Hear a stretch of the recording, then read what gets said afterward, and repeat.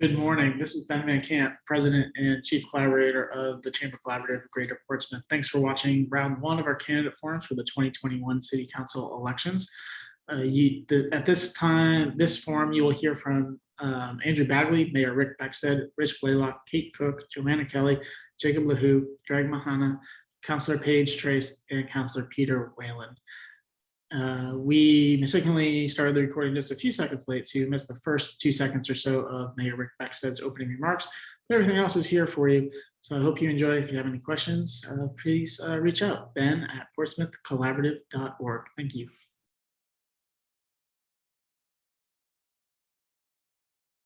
And be able to hear exactly what's on everyone else's mind. So I'm going to leave it at that, Ben. Thank you, Mr. Mayor. Up next will be Kate Cook. Good morning, everyone. Thank you, Ben. Thank you to the Chamber Collaborative for hosting this event. I decided to run for City Council because I was really concerned about equity and equality for women specifically on the council. There weren't very many women running this fall. And when I kept looking at the list, I kept thinking, we need more women in our city government. Women represent over 51% of the population in Portsmouth, and we are not represented equally on the council. The reason that's a concern of mine is that I watched during the pandemic how women lost jobs at a much higher rate than men in New Hampshire, specifically women in the 25 to 34 age group. And that really concerned me because they're not returning to the workforce. We're not seeing women coming back at the same rate as men. And ultimately, we need to be thinking about ways that we can improve the living situation of women in Portsmouth beyond just all of our citizens. We need to think specifically about this group. My background is in public and international affairs as a former US diplomat, political science professor, and in good governance practices. So I want to talk a lot about good governance today. Thank you. Thank you, Kate. Appreciate that. And Greg Mahanna, you're next. Greg, I think you're on mute. Thank you. Morning. My name is Greg Mahanna. I am a first-time candidate for City Council. I've lived in Portsmouth for 24 years, and I've worked in Portsmouth for 27, exclusively out of Keys. I think the upcoming City Council and the current City Council have a lot of challenges on their plate right now, and quite a few more coming down the road in the next 2 years. My previous position on corporate boards and not-for-profit boards, and as president of Armstrong Asset Management, gives me unique problem-solving skills and common sense that I believe could complement a strong board in solving the problems and moving things forward within the city of Portsmouth. That's really all I have. Great, thank you, Greg. Up next is Joanna Kelly. Hi, I'm Joanna Kelly. A lot of people know me as Joe. I'm the owner of Cup of Joe, a cafe and bar in downtown Portsmouth. This is my second run for City Council. I ran in 2019 and came in number 10. So everyone who voted for me then, I want to thank you so much. And the reason I ran again this year was realistically community engagement. People would stop me in the street and say, are you going to run again? We really believe that you have a fresh, unique perspective and really can bring that to the table of council. I think it's really important to know that, you know, especially during COVID and everything we just went through the last 22 months, especially as business owners, especially as brick and mortar business owners, it's a different viewpoint and perspective that I think, you know, we really need on our own. So we've never also elected, unfortunately, a person of color, of a Black person. And I think that that really needs to be discussed. And I know sometimes it's an awkward topic, but in reality, our state and our city is becoming more and more diverse, and we need that representation on the board. We need to be a more inclusive community, as we all say we are. And so that's those are the main reasons that I'm running again, and I'm really excited. Great. Thank you, Joe. And up next, we have Councilor Trace. Good morning, members of the Portsmouth community. Thank you to the Chamber Collaborative for having this event. Portsmouth's a popular, character-filled, historic city, and she's staking her claim in the 21st century. However, there's always work to be done, both in the past and the present, to get us successfully to the future. Development is not our enemy. We have character-based zoning for a reason. We can challenge developers to better and more interesting yet profitable projects. Clean water, drinking water, soon to be one pipe under Little Bay, to get our water from Madbury to Portsmouth. Islington Street needs phase 2. Ever wonder what's under the street? Very old pipes. Sewer, we've lowered the nitrogen levels, but with the building that's occurring, both treatment plants and their infrastructure bear watching. We need to look at global warming. We have approximately 700 people on a waiting list for housing. We have a workforce to support for our businesses, and we need a legitimate solution to providing housing. Portsmouth is one of the most desirable cities to live in. We are the city of the open door. We embrace all and leave none behind. And we've survived a pandemic with 2 successful budgets. I'm here this morning because I think there's still more work to be done. And I'm asking for your vote to continue my work on the Portsmouth City Council. So I'm asking for you to vote for me on November 2nd. Thank you. Thank you, Councilor Trace. And up next, Andrew Bagley. Hi, good morning, everyone. I'm Andrew Bagley, live at 40 Chauncey Street with my wife and 14-year-old daughter. I'm a precision optics sales engineer in the field of nanotechnology, and I became very involved in city politics at the start of COVID, and that's a main reason why I'm running. Initially, I was involved with outdoor dining with Bob White's Professional Design Alliance, where we mapped out in 3D renderings how outdoor dining could happen without losing a lot of parking and closing no streets. And on day one, the task force was handed a 50-page PDF that outlined that.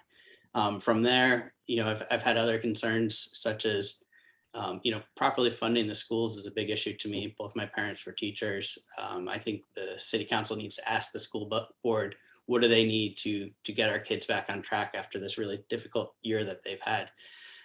The other thing that's important to me is affordable housing. How do we bring more diversity and members to our community? And one area of focus for me is ADUs. I think that's a great tool, and there's a couple things we can do to streamline the process.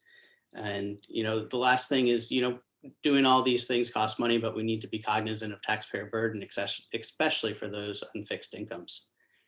Thank you, and looking forward to a great discussion. Thank you, Andrew. And up next, we have Jacob Lehoux.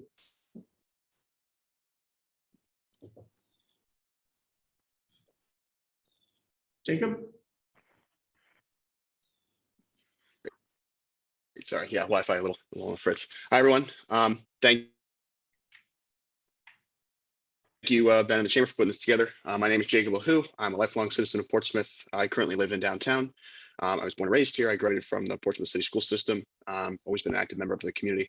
I know the city can be a really amazing place to live. That's why as a city councilor, I'm going to try and advocate for policies designed for a future, for example, sustainable projects, diverse housing opportunities, community growth, increased public spaces, transportation options, and addressing residents and business owners' concerns to kind of foster that trust between city leaders and stakeholders. The last 2 years have been really challenging for everyone. And as a downtown resident, I had a pretty interesting perspective, especially when it comes to the business. The local restaurants had to go through so many changes just to stay open. However, for me, it was my favorite restaurant or coffee shop that helped me really feel less isolated, more involved, even if it was just contactless takeout. So, I hope together, we can kind of keep this diverse, vibrant city growing and developing while maintaining that strong community connection that I just chatted about. So for me, I'm hoping to get your vote on November 2nd. I really appreciate the discussion today and looking forward to having these open conversations. Thanks. Great, thank you, Jacob. Jacob's coming to us from somewhere, another country, so he's got working through some Wi-Fi challenges there on a long scheduled vacation. And next we have Rich Blaylock. Hello, everyone. Good morning. Thank you, Ben. Thank you, Chamber of Commerce. Thank you, everyone else, for attending. I'm Richard Blaylock. I'm from Portsmouth. I was born and raised here.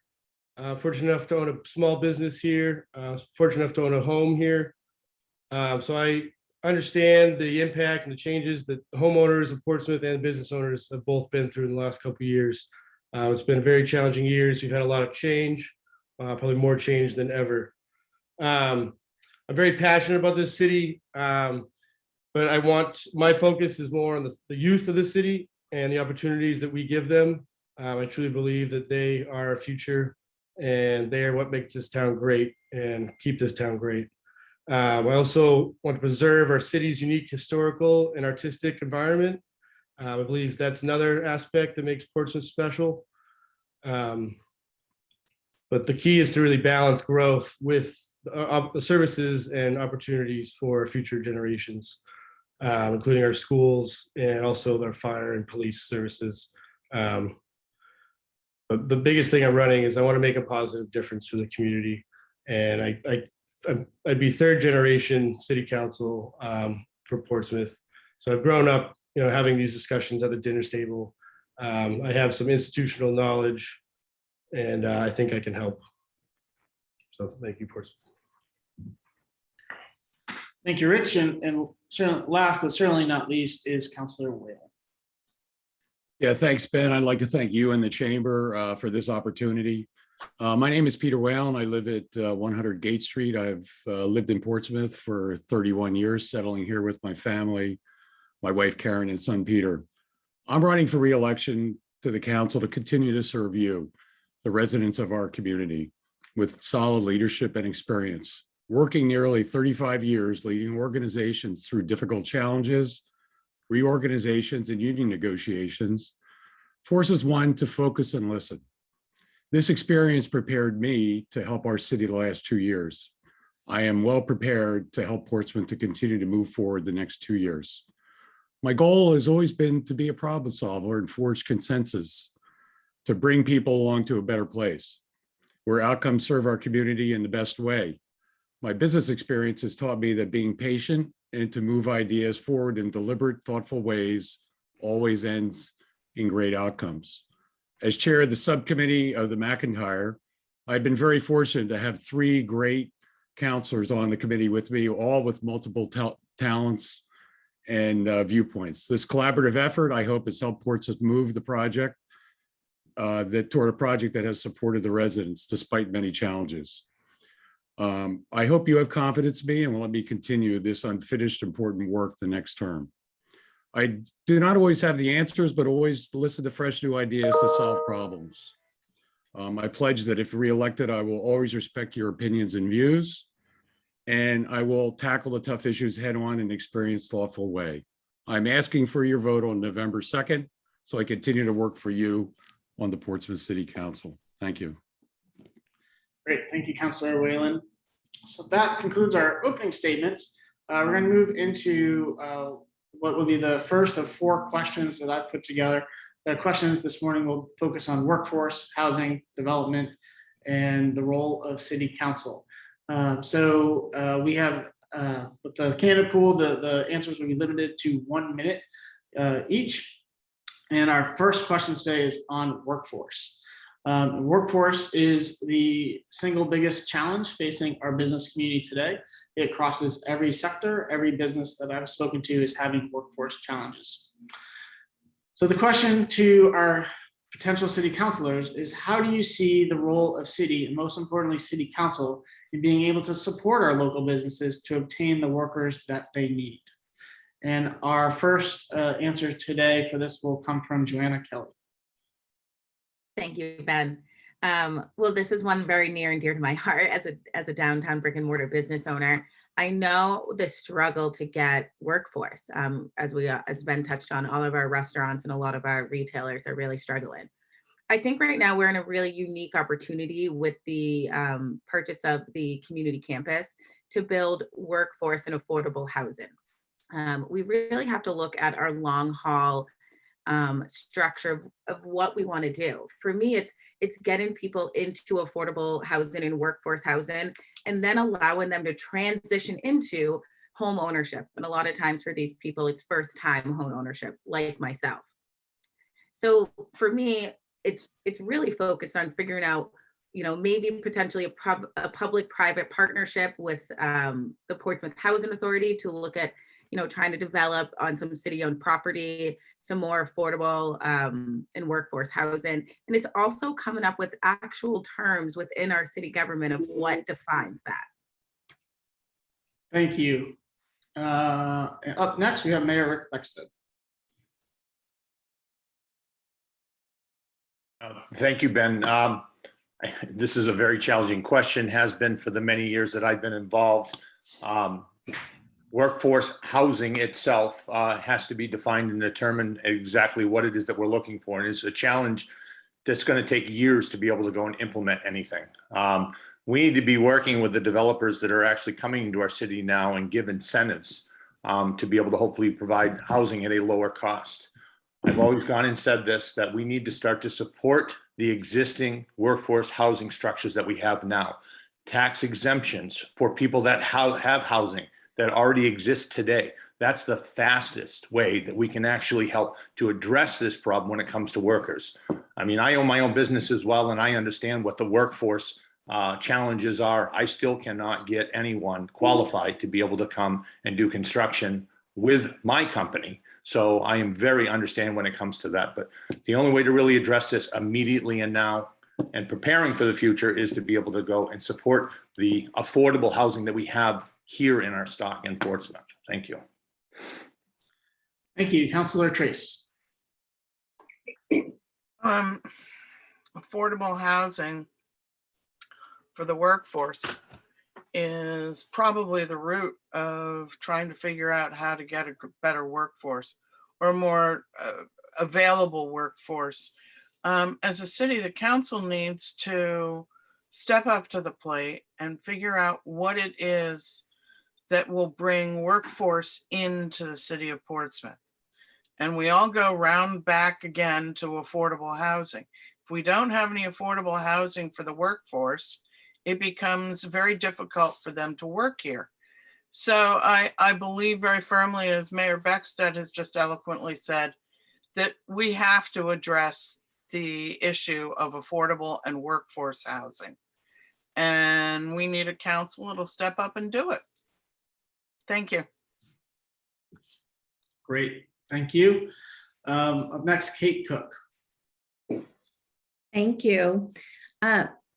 I think that we need to talk about the crisis we're facing right now as far as workforce and the barriers to employment for individuals in our society. Right now, we have an absolute crisis when it comes to affordable childcare in New Hampshire. Department of Health and Human Services has been talking about this on a regular basis. They're even starting a series of events tomorrow to discuss why we have such a workforce crisis when it comes to childcare.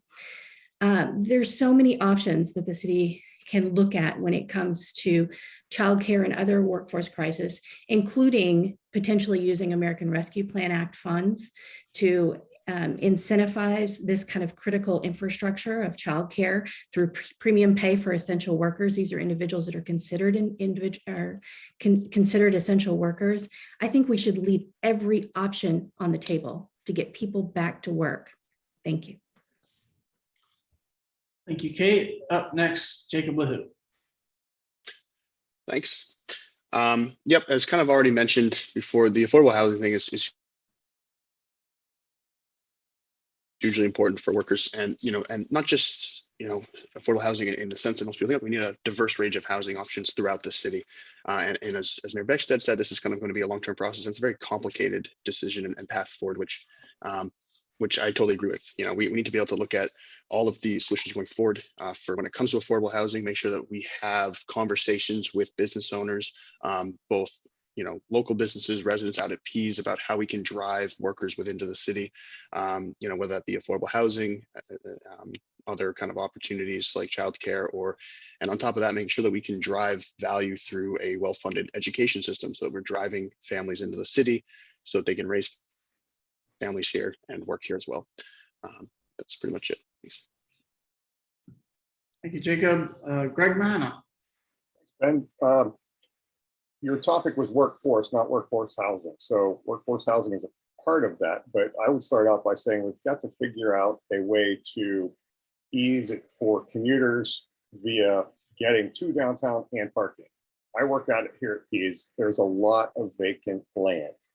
Create a parking lot like we did when the airlines were traveling out here and when C&J had cars all over the place.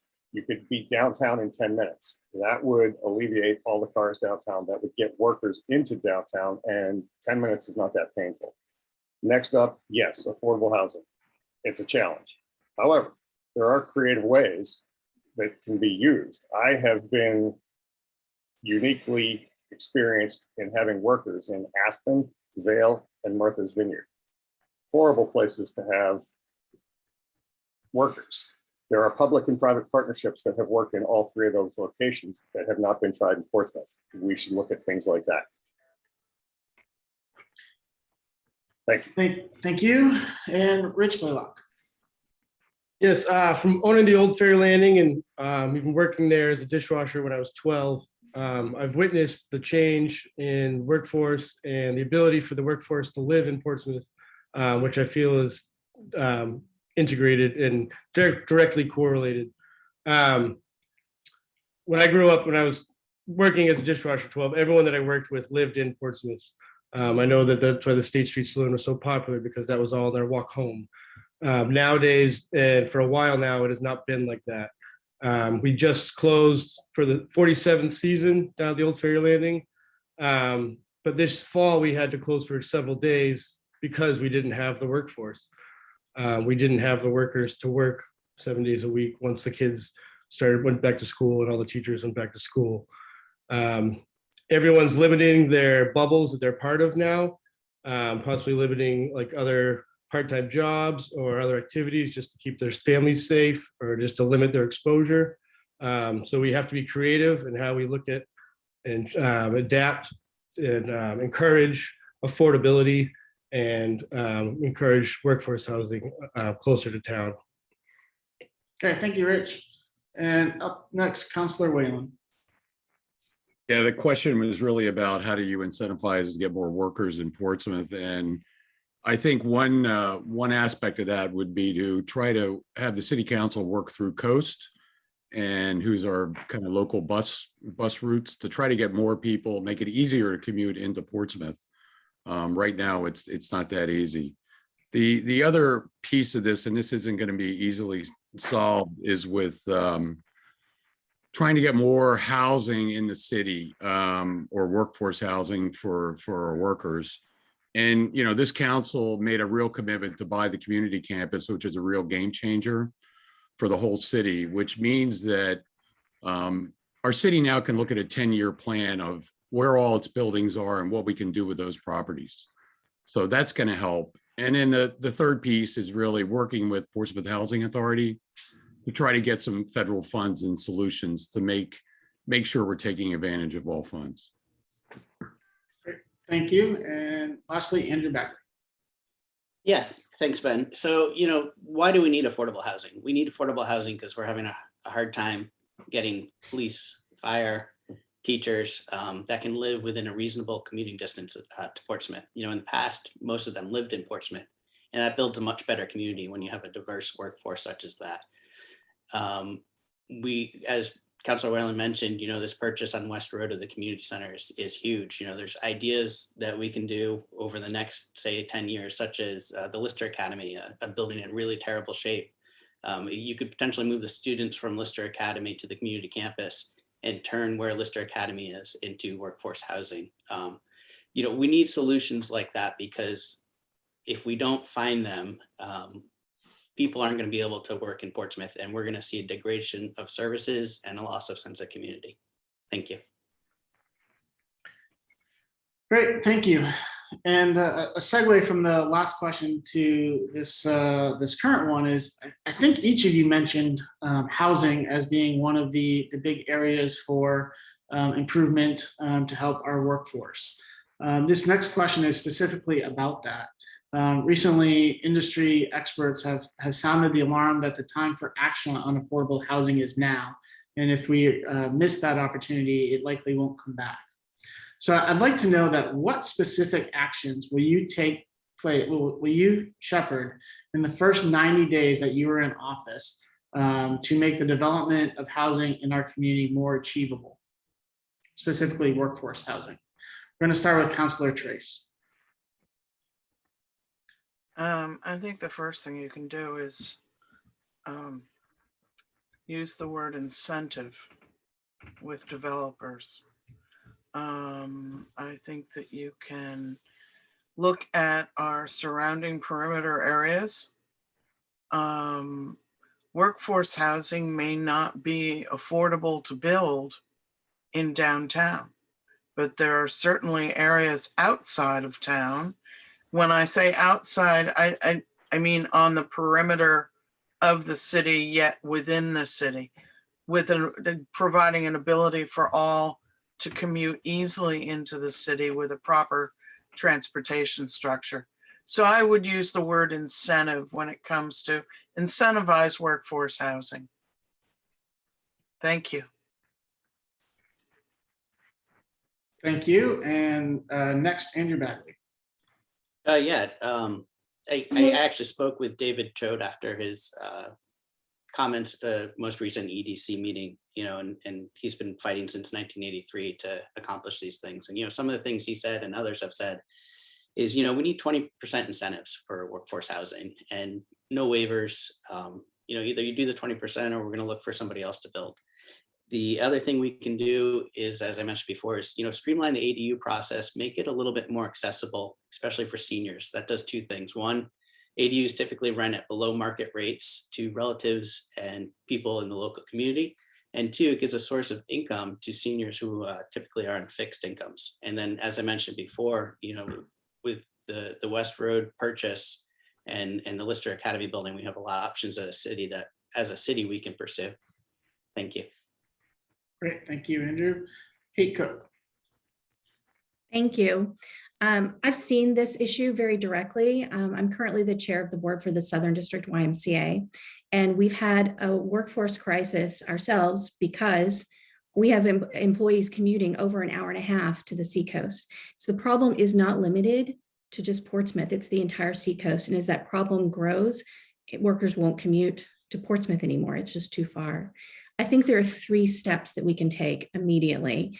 The first of those is to consider new incentives for developers.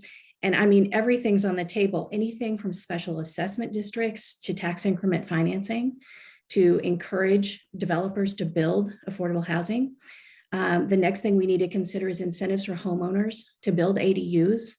And finally, we need to talk about further partnership with the Housing Authority, providing them with more support to locate new areas for affordable housing within the city. Thank you. Thank you, Kate. Rich. Yes, I believe we need to work as a team, both as a council and city staff and the PHA, to use policy to increase affordability and to incentivize workforce housing. Clearly, I majored in economics at Beach College, and things only happen if there's an incentive to do so. Where developers can only make, their goal is to make money, make the most efficient building with the property they're using.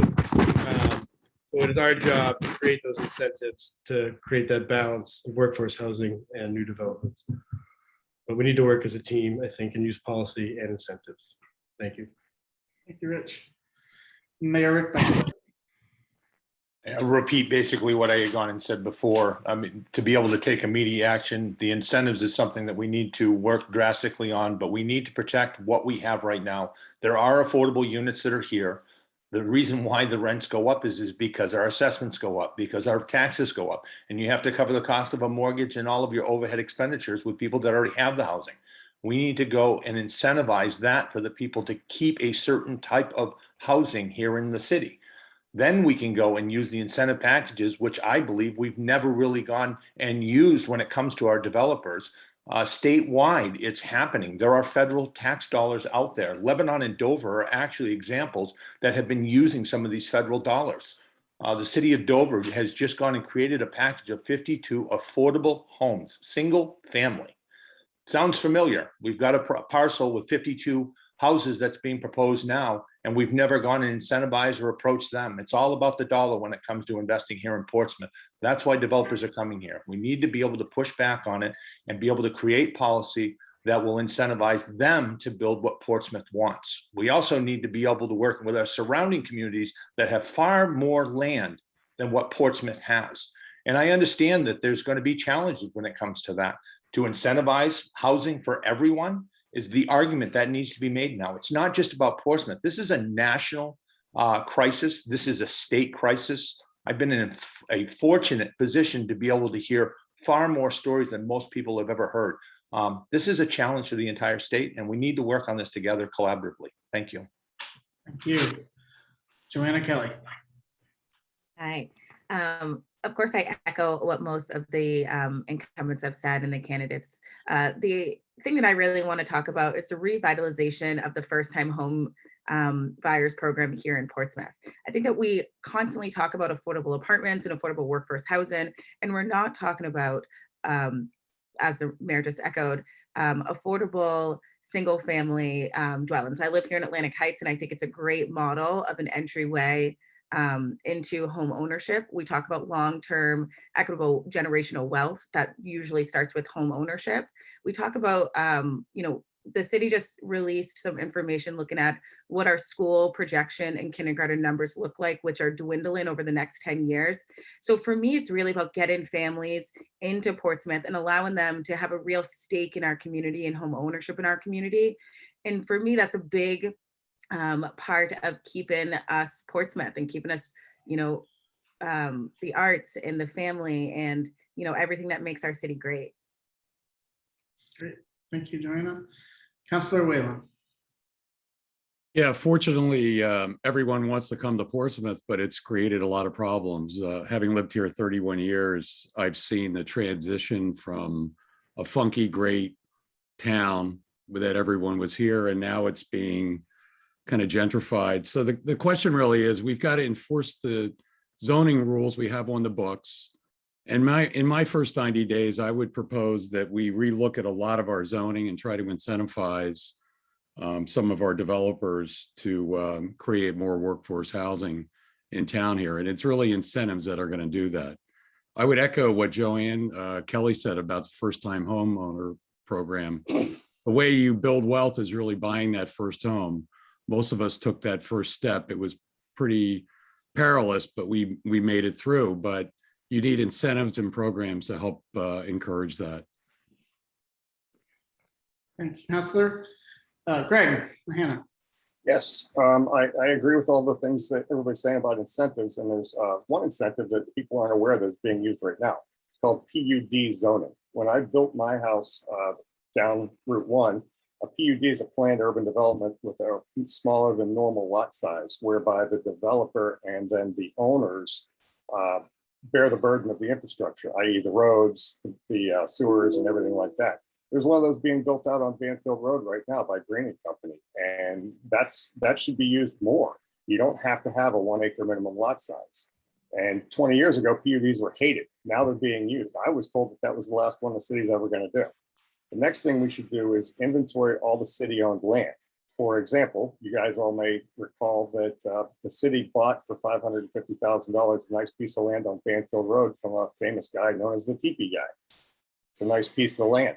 Part of it's wet, but why don't we put micro housing out there that actually has parking available versus trying to put micro housing right downtown using less than 1/3 of the available parking spaces available for the units. Thank you. Thank you. Jacob Lehoux. Great, thank you. I think I'm going to echo probably a lot of what other people have said here, but first and foremost, that housing issue to drive workers. So in the first 90 days, you really want to take a look at all of the city land and determine where the best places are to be building this. And as people have mentioned, maybe downtown isn't the best location for it, and so you can kind of create these communities on the outskirts of town or in a different kind of neighborhood. And with that, you're going to have to provide transportation in or some type of form to get people into downtown or places that they work.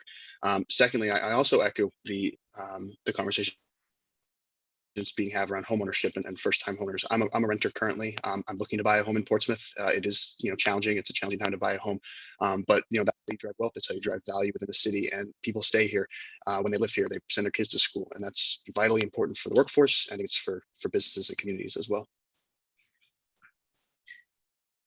Great, thank you, Jacob. So that is everyone for that question, I believe. Moving on to the topic of development. My question is that it's no secret that Portsmouth continues to see a lot of interest from developers, particularly in the downtown corridor. These developments are changing the landscape of our community. How can we move forward with an approach that doesn't stifle development, provides a fair and equitable process for developers looking to invest in our community, but keeps Portsmouth character that we all know and love? So we're going to start with Rich Blaylock for this. Yes, I believe any further development needs to be reasonable and responsible. I believe it needs to contribute to Portsmouth's tax base. But I think it's a good idea we revisit and possibly amend Portsmouth zoning laws to help keep that development reasonable and responsible. I think intelligent growth is important. Intelligent is the important word there. Thank you. Thank you, Rich. And up next, Greg. Thanks, Ben. Development's healthy, but not all development. It brings revenue into the city. However, we should be very careful of how conditional use permits and variances are being granted. Other cities, for example, Dover, has started instituting impact fees for heavier impact fees than we have here in Portsmouth for tying into the sewer and for using the infrastructure. We also should look at limiting how many permits are issued per year. Our surrounding communities are doing that. Kittery has done that for several years. We need to control the development. We need to have healthy development because it brings revenue into town. Thank you. Thank you. Mayor Becksted.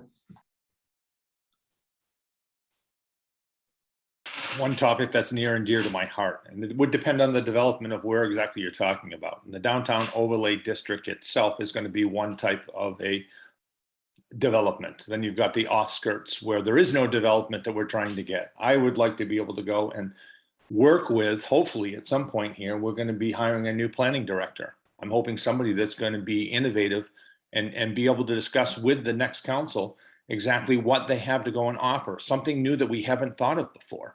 I mean, the development that we have right now has gone stagnant. It would be hotels, it would be out of price condos that are coming in. It's about the mighty dollar.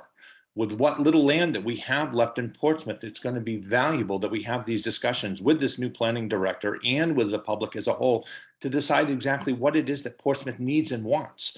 I don't think we're getting what we need nor what we want. I think that's been echoed for many years, and I think that this council has done the best under the circumstances that we've been in to be able to go and rise to these challenges. We've had to go literally piece by piece, one bite at a time.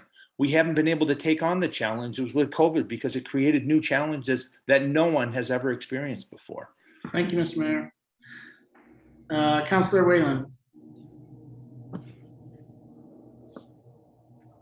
I think, development is healthy. I'm in favor of development, but, in Portsmouth, we've been very fortunate to have a historic city that we need to keep the character of, and we've got to be respectful of that. I think some people look around town and they see some of the recent development, they're not really happy with it. And I think I agree with Rick, we've got to have a pretty serious discussion moving forward as to what we want our city to look like and how it's going to be developed by these developers coming in. There's a lot of money that's being made in Portsmouth. It helps over their tax base. I get that, but it comes at a price for the residents, and we've just got to be careful moving forward. Thank you. Let's go to Andrew Bagley. Yes, thank you. Yeah, development is the tricky question. We need affordable housing, and we need to maintain the character of the city. So when we build buildings like the Popovers building, which is only 15 years old, or the Bank Prov building, which is just a couple of years old, if that, those fit the character of the city. Another great example is the condos on Islington Street across from Goodwin Park. Those condos, in my opinion, look great, and they basically, by a factor of 10, increased the tax base of the town without adding much need for resources. So that development is great. We need to model our development and our zoning rules sorry, got a little tongue tied there, to enhance and promote development like that, while being cognizant that buildings need to be affordable. So in some places in town, we can't hold such a high standard as we do in the downtown overlay district, or only luxury condos are going to be built. We need a balance of luxury and affordable. Thank you, Andrew. And next, Joanna Kelly. I would echo some of the sentiments that we really need to start incentivizing and promoting with developers outside of downtown development. I think the revitalization of everything that has happened in the West End over the last few years has shown that we have a very diverse community, and that money can be made for businesses and developers outside of downtown. And I think, that's a really important pinpoint for the next council to push, especially when we refer back to our master plan. That was always in there. And so now how do we take those words and those actions and those desires of our community and streamline the process to really make it efficient and to start that development? Thank you, Joanna. And Jacob. Yep, thank you. I kind of think of development is in two parts. You've got this downtown district, which I live in, and I've watched the development over the past 6 years, and then kind of on the outskirts of town. And, when it comes into downtown, we need to keep the character of Portsmouth while also driving, sustainable, responsible growth for the future development.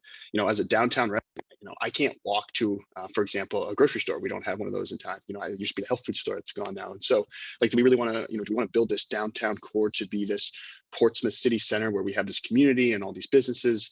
And that's kind of what we have to focus on the next couple of years. When it comes to the outskirts, we can certainly drive value on the outskirts of town and create these little pockets of micro communities all around Portsmouth. Oftentimes we focus on downtown, and there are so many other unique neighborhoods within Portsmouth that can certainly be developed and created and create this more interconnected city.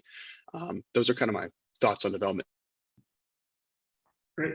Thank you, Jacob. And we'll go to Kate Cook and then to Councilor Trace. Thank you. I think that when we're talking about downtown development, we truly have to talk about the 2025 master plan, which is what is currently driving our development to be what it is downtown. All the development, the planning board really makes those decisions based upon that master plan document. And if there's concern about what development looks like downtown, we should be talking about a new strategic visioning process and a new master plan. I do echo what other council candidates have been saying about expanding our thinking beyond downtown. We should be talking about other economic revitalization zones like we have in the West End. That has been a very successful process for the West End. It's really driven development there and also driven new housing. So we need to be thinking about considering other spaces in the city where we can drive development that provides us with things like affordable housing. Thank you. Thank you, Councilor Trace. Thank you, Ben. Development is about the master plan. Development is about our services that once we have buildings built, they use. It's about our fire, our police, our DPW. And development is great if it's in the proper area with the proper location and the careful use of a conditional use permit. I think what we've seen with development recently, it's not so much an issue, to my mind, of the master plan. It's an issue that we've perhaps been a little overzealous in the issuing of conditional use permits. And they can be wetland permits, but we have to look at the fact of what development's doing to our national resources, natural resources, and our historic resources. And we have to have some careful thought going forward about development and where it happens. Thank you. Thank you, Councilor. All right, this will be my final question, and we may have time for one question from the audience. So if you want to direct message me that, you're welcome to do that. We might have time for a quick 30-second round. So my final question is on the role of City Council. So recently, outgoing City Councilor Cliff Lazenby authored a letter to the editor in which he highlighted several areas, including Indigenous Peoples Day, racial justice improvements, and action on climate change as areas that this council has done great work. In that same letter, he charged that the council has, and I quote, an environment of distrust for qualified expertise and data, and for increased hostility for open and due process. Now, today's forum is focused on moving forward. So my question for each of you is, how will you as a member of council work to ensure that experts from city staff and the community are heard and respected, and that the public input is engaged heavily in the next 2 years? We'll start with Kate Cook. Thank you. You know, this is an issue that's really dear to my heart. I really care about good governance practices. That's what I worked on when I was in the US State Department. And one of the things that's critical is making sure that we have strong ethics at the city council level, that we have transparency so that all members of our community can participate, and that we had good governance, meaning that we have practices that are consistent with norms that we would expect for our political leaders. One of those things is making sure that we divide appropriately the tasks between the council and the staff.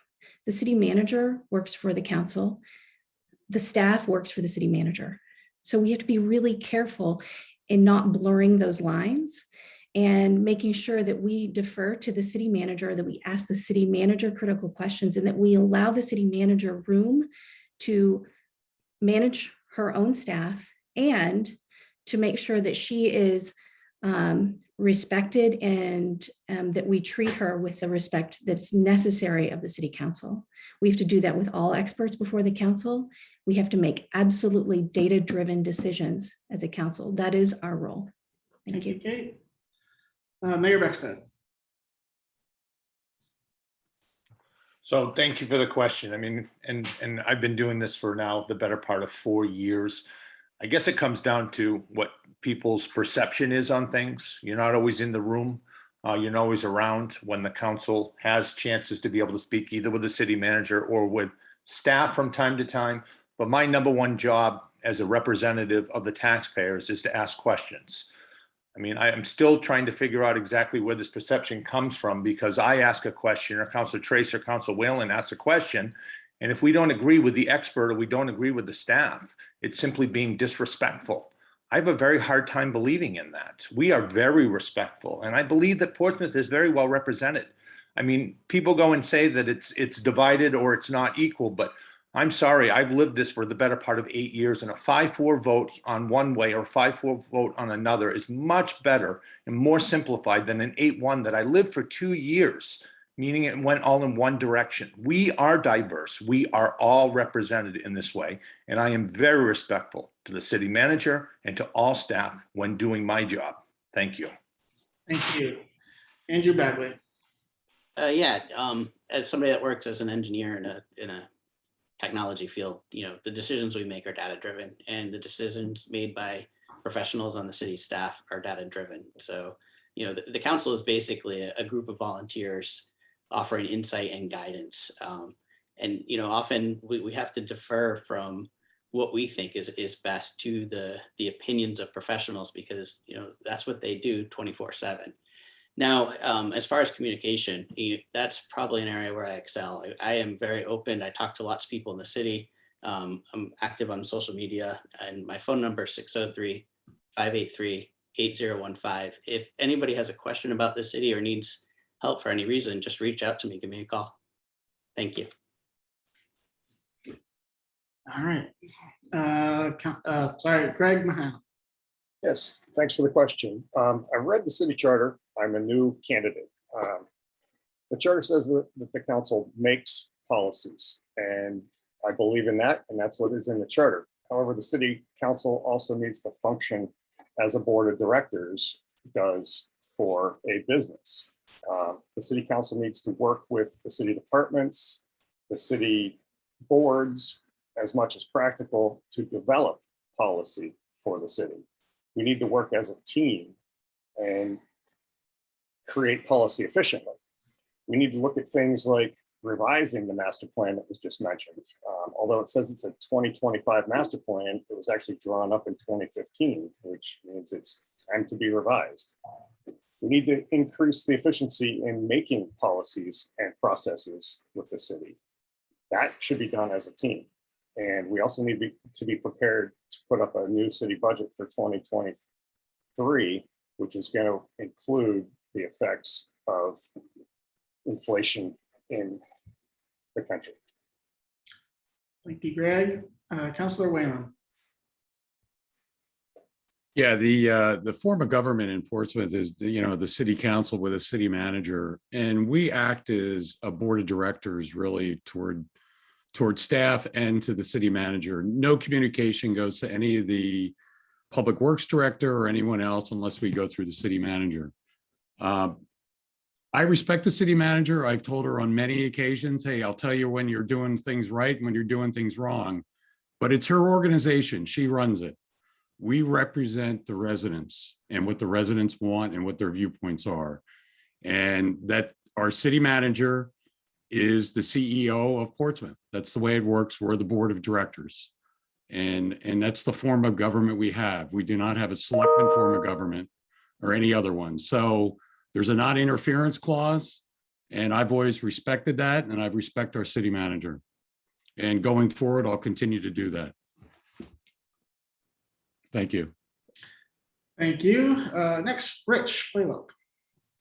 Yes, as a coach at the high school, I coach football at the high school, and I also coach a little league team in town. I believe it's important that we work as a team, that we respect each other's roles, respect each other's expertise, communicate.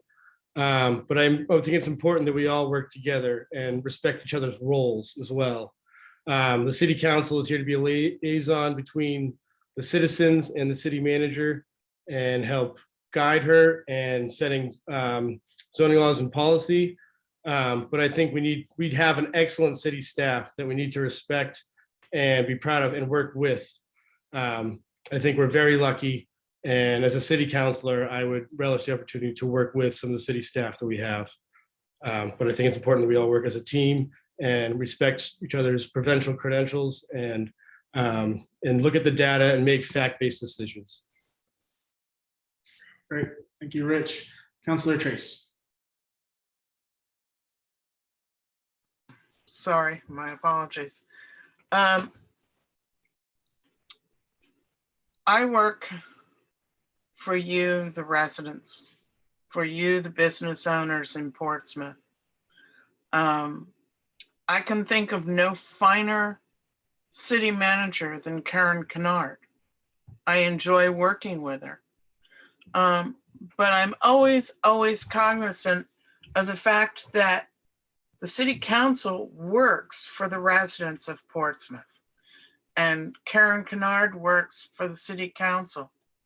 We as city councilors only have 3 people that we're allowed to speak to and pose questions to: the city manager, the head of the legal department, the head of the finance department. And so with that in mind, I enjoy my conversations. I enjoy questioning the city manager if it's appropriate. but only if it's appropriate. So I look forward to going forward and working with the city manager on behalf of you, the residents, because Thank you, that's what you Councilor. voted me to do. Thank you. And Jacob Lehoux. Great.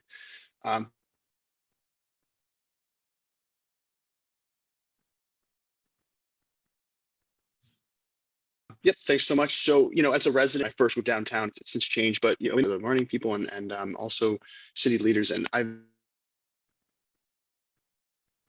always felt like my opinions were heard. That being said, we need to make sure we foster an environment where diverse opinions are heard and not just brushed off the table and forgotten, because that's very frustrating for people. So far for me, my experience has been very positive. Obviously, we need to continue to make sure that, that community, that leadership, those conversations happen in an open way, that everyone is heard and opinions are respected. Great. Thank you, Jacob. And our last answer comes from Joanna Kelly. Thank you, Ben.